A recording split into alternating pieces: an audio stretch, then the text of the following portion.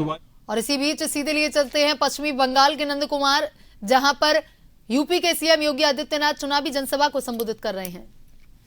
आज भारत की संस्कृति, अध्यात्म, शिक्षा, कला और भारत को, स्वतंत्र भारत को राष्ट्रगान और राष्ट्रगीत देने वाली इस पावन धरा, बंगाल की इस पावन धरा को नमन करने के लिए, आपका आह्वान करने के लिए आज मैं आपके बीच में आया हूं। मैं इस पावन धरा को कोटि कोटि नमन करते हुए आप सबका मैं अभिनंदन करता हूं।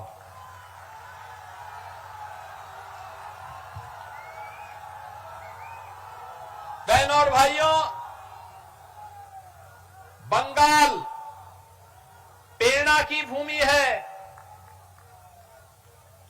भारत को दिशा देने वाली धरती है। ये बंगाल की ही धरती है जिस धरती पर जन्म लेकर के एक सन्यासी वैश्विक मंच पर भारत के सनातन धर्म का झंडा गाड़ने का काम करता है और गर्व से कहता है कि गर्व से कहो हम हिंदू हैं। और हिंदूपन का एहसास किसी ने किया था और करवाया था तो स्वामी विवेकानंद ने इसी पावन धरा से किया था। यही बंगाल की तो धरती है, यही बंगाल की धरती है जिस धरती में खुदीराम बोस ने हंसते हंसते देश की आजादी के लिए फांसी के फंदों को छूने का काम किया था। यही वह धरा है, यही बंगाल की वह धरा है जिसने उद्घोष किया था कि तुम मुझे खून दो मैं तुम्हें आजादी दूंगा। नेताजी सुभाष चंद्र बोस, कौन ऐसा भारतीय होगा जो नेताजी का नाम आते ही सम्मान के साथ, गौरव के साथ उनके सामने सिर न झुकाता हो। भारत की आध्यात्मिक परंपरा में से रामकृष्ण परमहंस हो, स्वामी प्रणवानंद जी हो, लाड़ी महाशय हो, एक लंबी परंपरा अध्यात्म के साधकों की, सन्यासियों की बंगाल की धरा ने भारत को दिया है, भारत के आध्यात्मिक जगत को दिया है। और यही धरा है, याद करिए, भारतीय जनसंघ के संस्थापक अध्यक्ष डॉक्टर श्यामा प्रसाद मुखर्जी की धरती भी यही बंगाल है। बंगाल, इसी बंगाल की धरती में पैदा हुए भारतीय जनसंघ के संस्थापक डॉक्टर श्यामा प्रसाद मुखर्जी ने स्वतंत्र भारत में ओंकार भरी थी, एक देश में दो प्रधान, दो विधान, दो निशान नहीं चलेंगे, नहीं चलेंगे। याद करिए, डॉक्टर श्यामा प्रसाद मुखर्जी के इस संकल्प को साकार किया है वर्तमान प्रधानमंत्री श्री नरेंद्र मोदी जी ने। कश्मीर में धारा 370 समाप्त किया, शेष कश्मीर का कानून शेष कश्मीर पर बाबा साहब भीमराव अंबेडकर के द्वारा बनाए गए संविधान को भी लागू करवा करके एक भारत श्रेष्ठ भारत का एक आदर्श प्रस्तुत करने का काम ये प्रधानमंत्री मोदी जी के नेतृत्व में हुआ है। संकल्प था डॉक्टर श्यामा प्रसाद मुखर्जी का, कांग्रेस उस संकल्प को पूरा नहीं कर पाई, अन्य दल नहीं कर पाए, तमाम प्रधानमंत्री आए नहीं कर पाए। मोदी जी ने आतंकवाद की ताबूत पे अंतिम कील ठोकते हुए कश्मीर में धारा 370 सदैव के लिए समाप्त कर दी है। बहनों और भाइयों, यही तो धरती है जिसने भारत को एक से एक बड़े वैज्ञानिक दिए थे। यही धरती है जो शिक्षा की प्रेरणा भूमि थी और यही धरती थी जिसके माध्यम से गुरुदेव रविंद्रनाथ ठाकुर ने भारत को राष्ट्रगान दिया था, जन गण मन। ये इसी बंगाल की धरती ने दिया है। ये बंगाल की धरती है जिसने वंदे मातरम का गान गीत पूरे भारत को दिया था, जो भारत की आजादी का अमर मंत्र बन गया। और यह वर्ष राष्ट्रगीत वंदे मातरम के 150 वर्ष पूर्ण होने के उपलक्ष्य में पूरे देश में समारोह हो रहे हैं। संसद में विशेष सत्र चला। बंकिम चंद्र चट्टोपाध्याय को पूरे भारतवासियों ने नमन किया। ये धरा बंगाल है, प्रेरणा की धरा है, कला की धरा है, संस्कृति और अध्यात्म की धरा है। उस धरा को आज टीएमसी ने तुष्टीकरण की धरा बना दिया है, लूट का धरा बना दिया है, अराजकता और गुंडागिर्दी का धरा बना दिया है।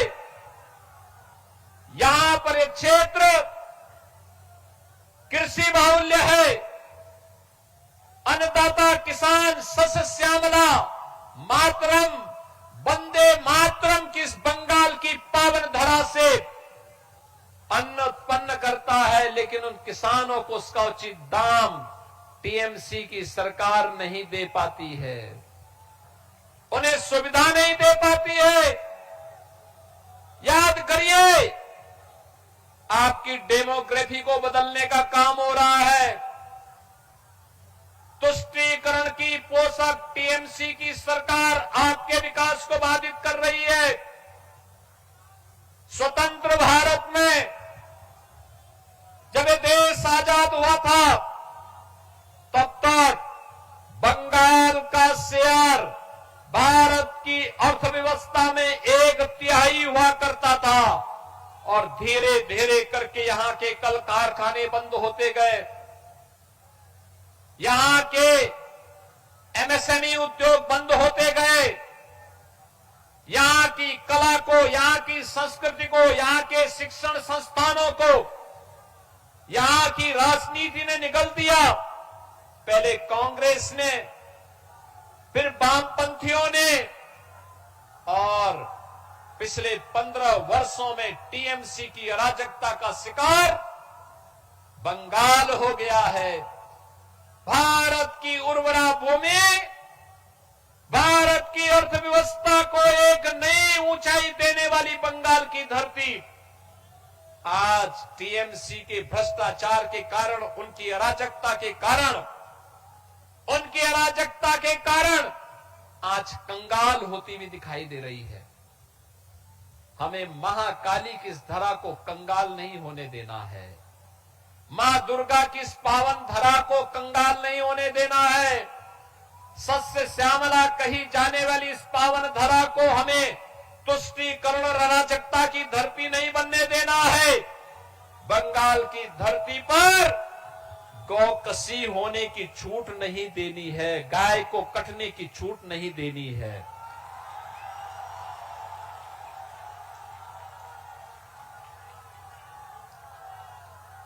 ये तमलुक की धरती पर इस प्रकार की अराजकता को जन्म नहीं देने देना है। लैंड जिहाद और लव जिहाद की घटनाओं को हर हाल में रोकने के लिए आज बंगाल के नौजवानों को रोजगार देने के लिए, बंगाल की हर बेटी और हर बहन को सुरक्षा प्रदान करने के लिए, बंगाल के हर व्यापारी को सुरक्षा देने के लिए, आज बंगाल की समृद्धि के लिए डबल इंजन की सरकार चाहिए और मोदी जी के नेतृत्व में डबल इंजन की सरकार बंगाल के अंदर बने, इसका आह्वान करने के लिए मैं आया हूं। बहनों और भाइयों, जिस प्रकार की अराजकता, जिस प्रकार की गुंडागिर्दी, जिस प्रकार की लूट खसोट, जिस प्रकार की तुष्टीकरण जिस प्रकार के दंगे आज बंगाल में हो रहे हैं, यही दंगे, यही अराजकता, यही गुंडागर्दी 2017 के पहले उत्तर प्रदेश की धरती पे भी होते थे, इससे ज्यादा होते थे। वहां हर तीसरे दिन एक दंगा होता था। पर्व और त्योहार के पहले उपद्रव शुरू हो जाता था। उत्तर प्रदेश बीमारू राज्य हो गया था। उत्तर प्रदेश में अराजकता चरम पर थी। कोई पुरसा हाल नहीं था, न बेटी सुरक्षित थी, न व्यापारी सुरक्षित था। उद्योग धंधे वहां भी बंद हो रहे थे, प्लान हो रहा था। और 2017 में प्रधानमंत्री मोदी जी के आह्वान पर उत्तर प्रदेश की जनता ने उत्तर प्रदेश के अंदर सरकार बनाई। डबल इंजन की भाजपा की सरकार आई। आज उत्तर प्रदेश में नो कर्फ्यू, नो दंगा। उत्तर प्रदेश में है सब चंगा।